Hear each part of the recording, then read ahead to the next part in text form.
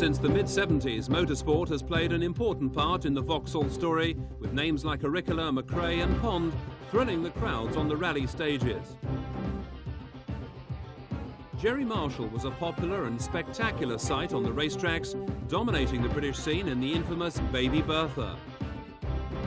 As we move through the 80s, who can forget John Cleland's championship victories in the Senator Thunder Saloon, Louise Aitken-Walker's World Rally Championship title success, and Cleland again taking the laurels in the British Touring Car Championship, coming right up to date with the Cavalier.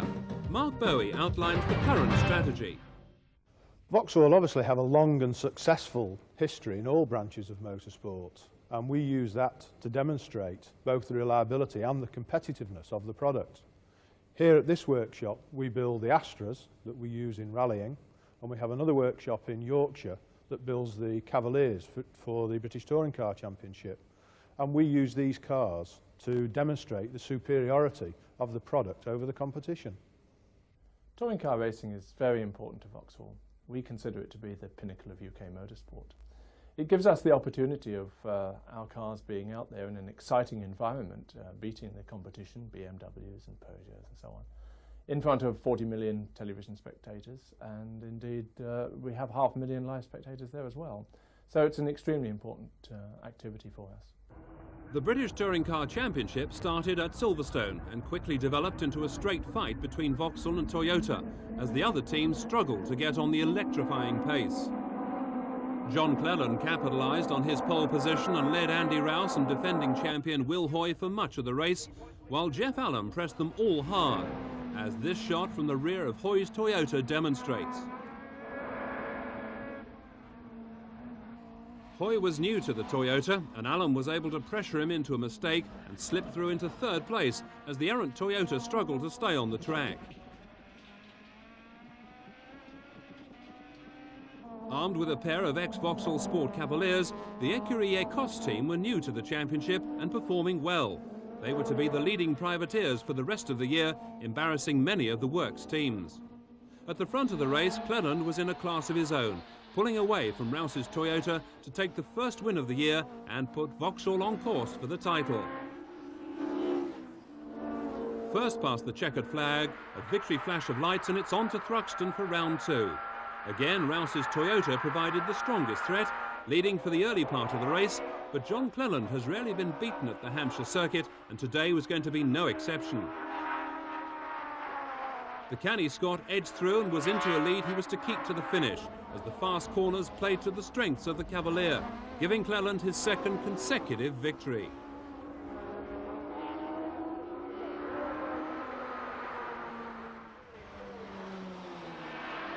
By the time the championship reached Brands Hatch for round 5, the Cavalier duo had notched up 2 wins, 1 second and 3 third places.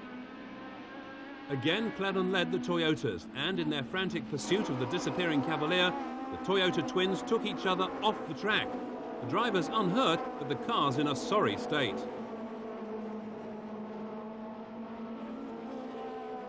John Cleland and Jeff Allen were left to take a very popular and unchallenged 1-2 in front of the packed grandstands.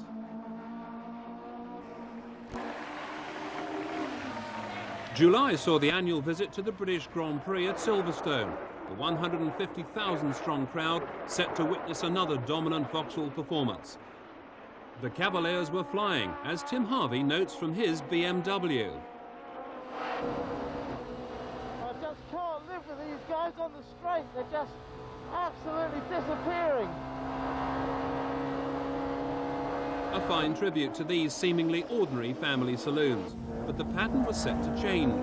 Jeff Allen, for so long the bridesmaid in the Vauxhall camp, was on form to maintain his habit of winning the Grand Prix support race and move past teammate Cleland and into the lead as Hoy's Toyota holds third.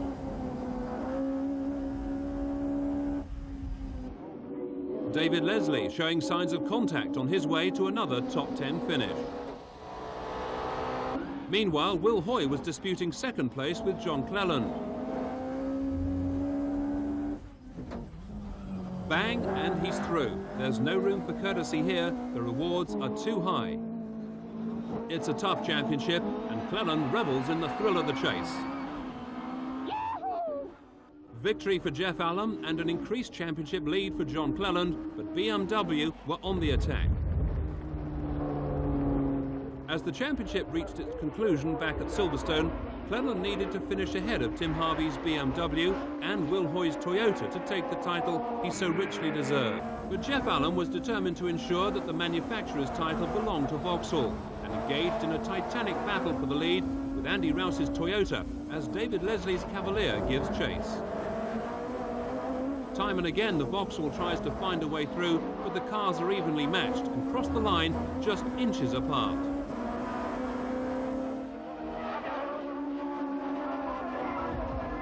This was enough to give Vauxhall victory in the all-important Manufacturers' Championship, with BMW and Toyota tied in second place. In the Drivers' Championship, John Cleland had to settle for third place, with Jeff Allen close behind in fourth. Back now to Mike Nicholson. Off-circuit activities, rallying and rallycross is very important to us, and we had a very good year. In 1992, marred of course by the sad death of David Metcalf in a road accident. And rallycross, well, it's a very exciting championship, and we had a lot of success in that as well. The rally season started in Chester on the Vauxhall Sport Rally, with the Subaru of Colin McRae leading away the top-class entry. Ahead of them were 90 miles of high-speed forest stages, and Mark Higgins was soon into his stride in the Works Nova GSI, taking a top 10 place. On the Lombard RAC Rally, Dave Metcalf gave the new Astra GSI its World Championship debut and took a commanding lead in Formula 2 before mechanical problems sidelined the car on the third day. Earlier in the year, and dramatic as ever, he thrilled the crowds in Ulster, hurling the little Nova GSI around in his unique style on his way to fourth place overall and his customary class win. Throughout his relatively short career, the quietly spoken yet hugely talented Cumbrian was a symbol of commitment and an inspiration for a generation of new young chargers. Driving a variety of Vauxhalls which, compared to their four-wheel drive, turbocharged opposition, were vastly underpowered, Metcalf was undaunted. He never gave less than 110%, his talent transcending the performance imbalance as he left the rallying supercars trailing in his wake. Here on the Isle of Man was typical of the tarmac rally terrain on which he excelled. Let's sit back and enjoy a ride now with the master.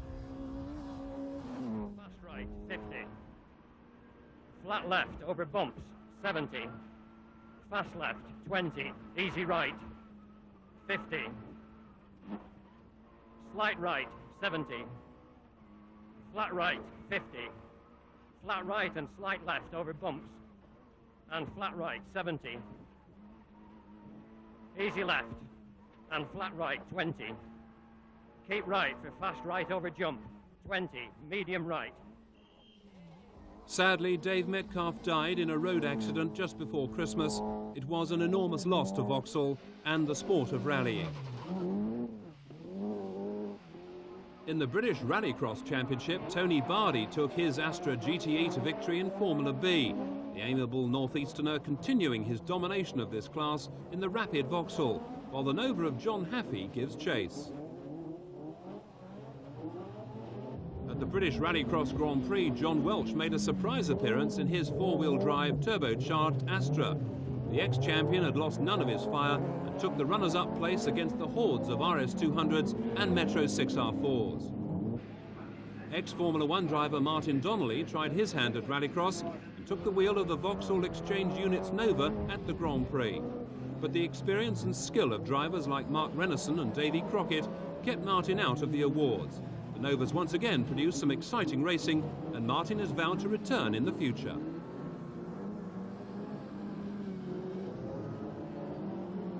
Former British champion Renison took victory, with reigning Nova champion Crockett close behind.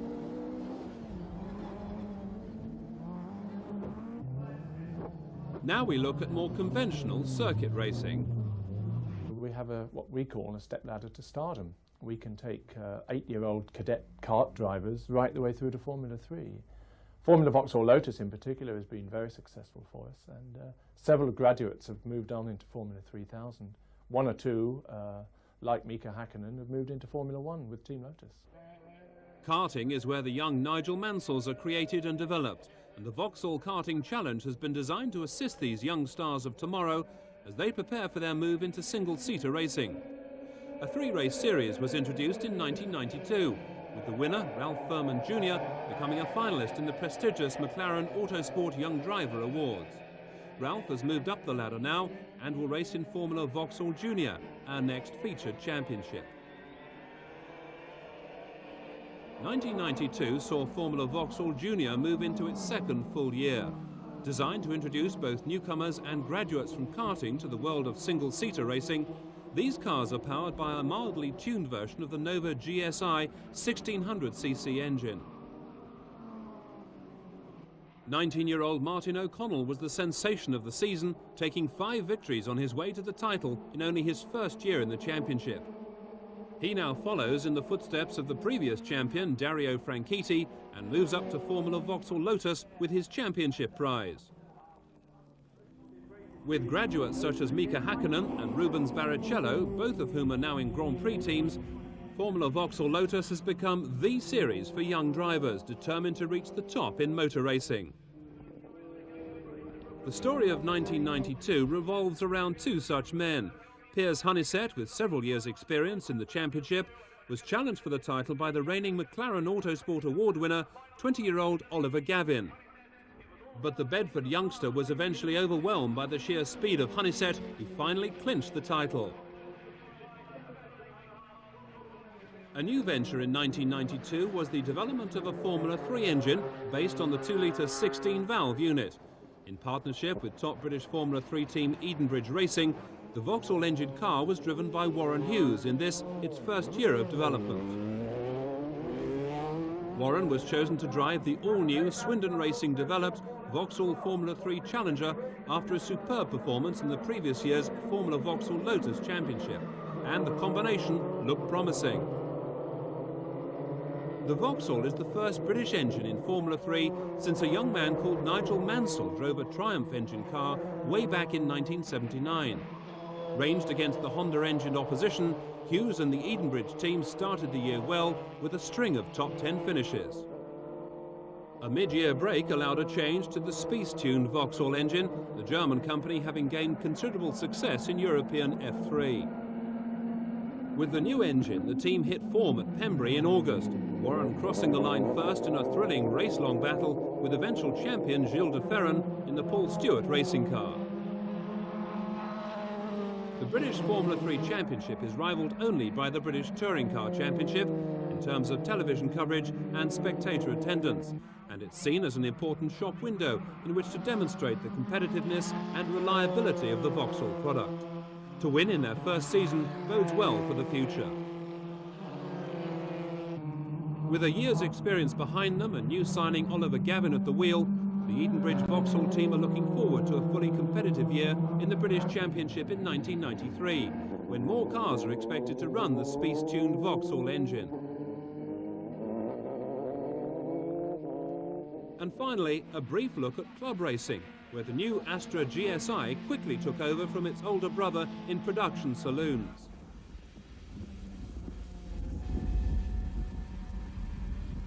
The Vauxhall engine caterhams were spectacularly quick and entertaining.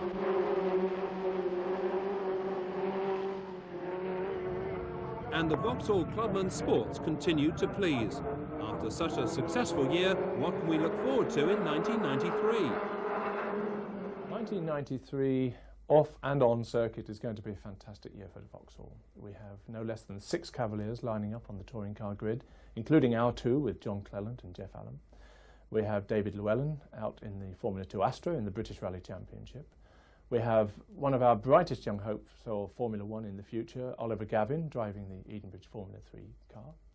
And of course, Formula Vauxhall Junior and Lotus will be part of the touring car package. So it's going to be a fabulous year.